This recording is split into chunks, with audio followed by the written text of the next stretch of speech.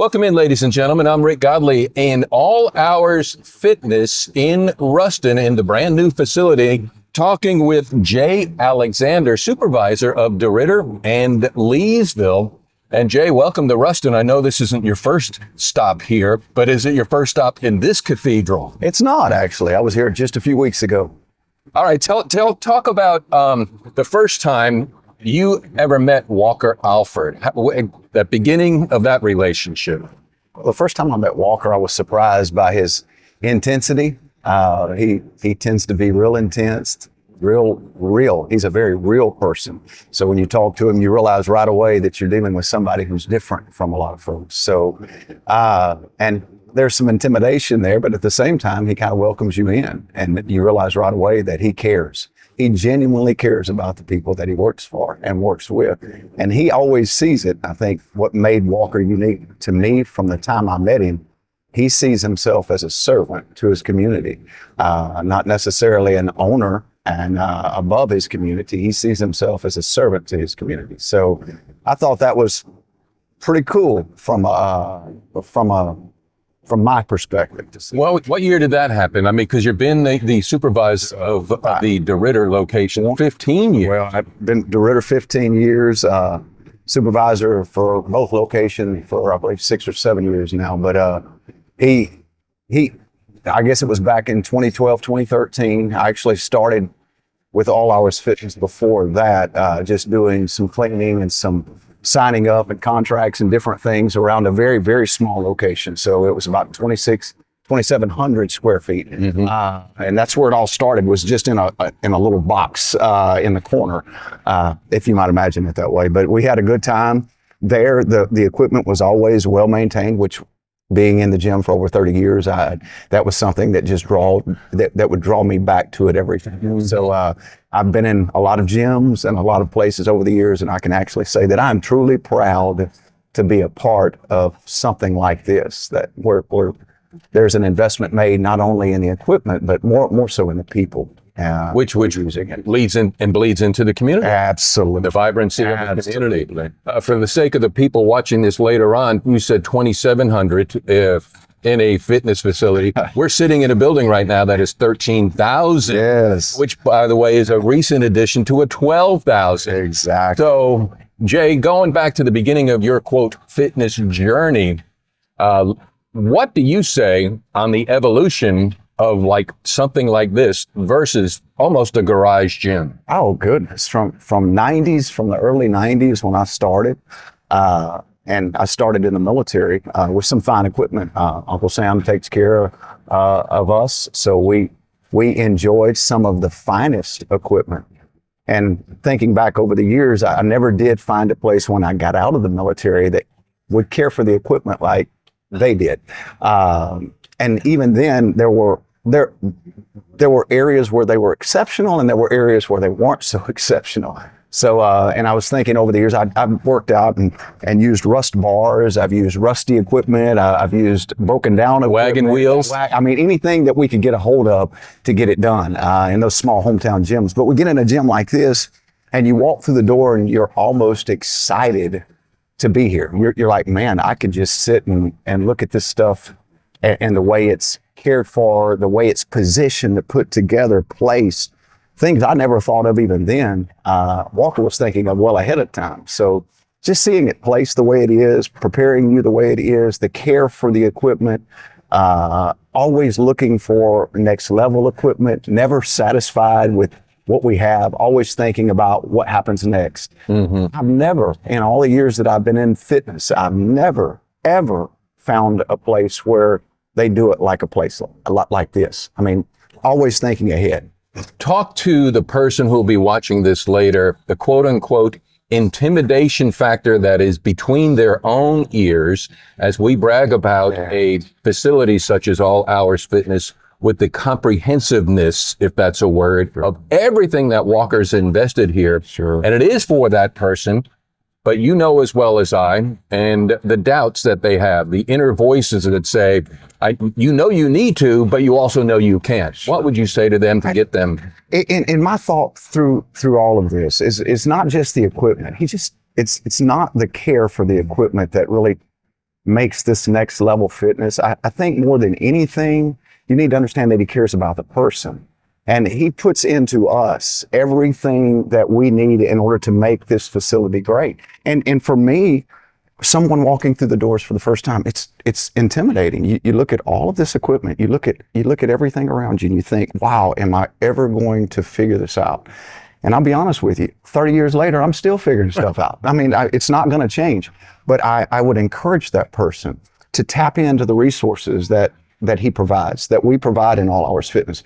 Most of the managers are trainers. We can reach out to you. We can help you. If we can't help you personally, we'll make sure that we have someone walk you around the gym to make you feel comfortable. That's the difference. You know, it reminds me of the journey of 1,000 steps. Miles begins with the first step. And that is the toughest first step. But you touched on it, and Walker addressed it earlier as well. Two things I want to pick up on is when in doubt about an apparatus, a piece of equipment, people are willing to help. Not only staff, but other people are willing to help. And the second thing is, even though there's mirrors around it, even though we have this tendency to do subjective comparisons, nobody's really watching it. No. And we're not making that up. Talk about how true that is. Oh, yes. And the mirror is often intimidating. Sometimes we don't necessarily like to look in the mirror. I don't like to always look in a mirror, but the mirrors are here for a reason. They're here for form. They're here for other things that lifters focus on. They're not here to compare or to look, or as you mentioned before, be subjective and think that, hey, I'm thinking or comparing myself to someone else. That's not the way this works. When you walk into a gym, you have helpful people always willing to step up. And the idea that those mirrors are there, it will disappear in time. You won't even think about them in time. They'll be gone. And you don't even realize that. Not to say, you're still in a gym. You'll still watch those folks walk by who like to check themselves out from time to time. But truthfully, they are there for those who are training, and the intensity is there in front of them. They see themselves, they work themselves. That's the idea behind them. All right, so you came out of the military. Obviously, physical fitness was extreme importance. Have you, Jay, ever gone through a personal down, valley of lethargy, inertia, that you took a day off, which led to another week off, which maybe have led to a month, or have you always been habitually fit? They call me weirdo, a weirdo. I like weirdos.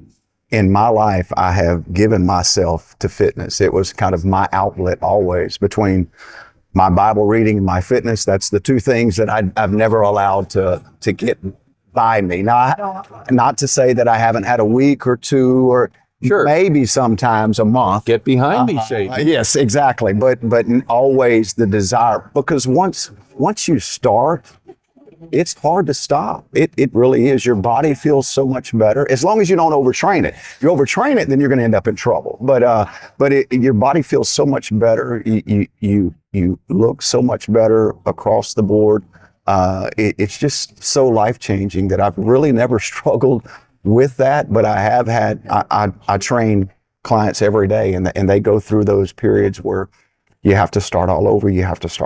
Well, in life, that's a reality we're not going to get away from. We have to start all over. Correct. Every day we wake up, we get a chance to what? Start all over. That's exactly. So in a gym, it's okay if you haven't been in 3 months. It's okay if you haven't been in 6 months, a year, 2 years, 10 years.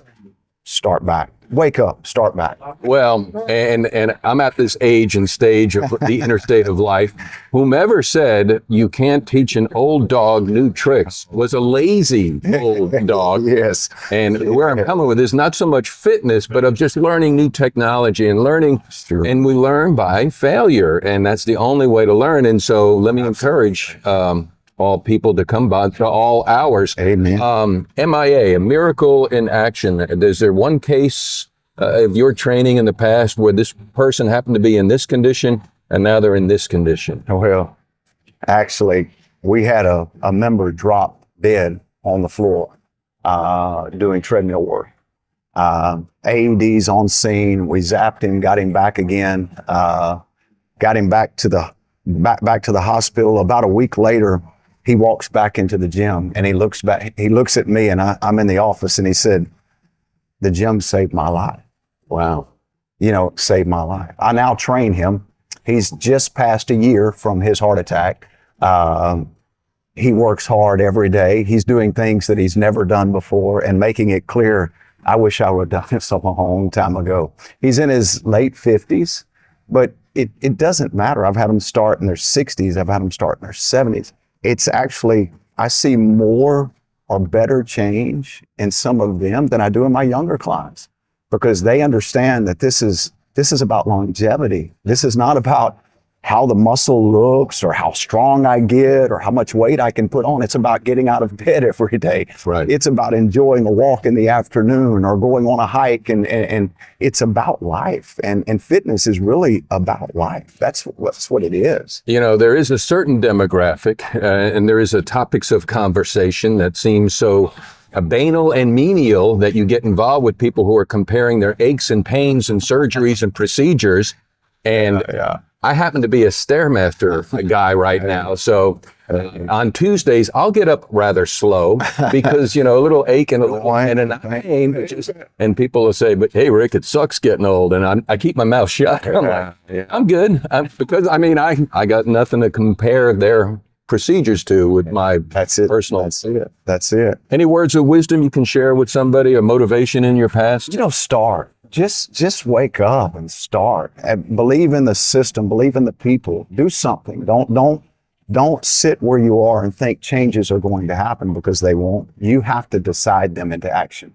You have to make that happen. And if you don't make that happen, no one is going to come along and drag you out of the room. But when you do, because I know you will, but when you do, you walk into the doors of this building, there'll be people in the office. Talk to those folks. Talk to those folks. They'll set you up with people who will help you, who will introduce you to the gym, and get to know this community, because it is a great community to be a part of. We want the best for you. We know you want the best for you. We want the best for you too. Come on in.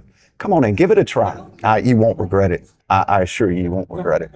Jay Alexander's All Hours Fitness, allhoursfitness.com for more information. Thanks for your time. You bet. Good to see you. Thank you. Ladies and gentlemen, thank you for coming.